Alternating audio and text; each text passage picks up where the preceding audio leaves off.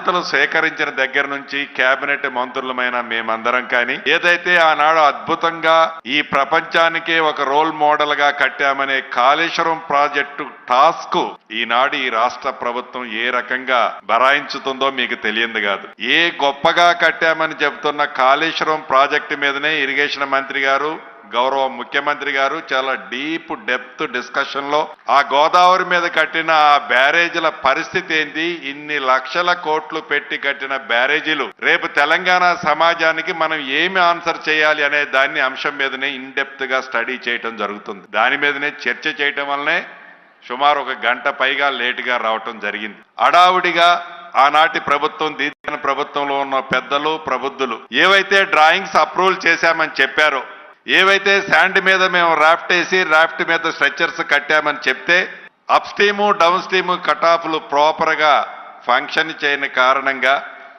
ఈనాడు ఆ 3 డ్యాములకు కూడా ముప్పు ముంచి ఉంది అన్నది చాలా స్పష్టంగా మనకి కనిపిస్తుంది.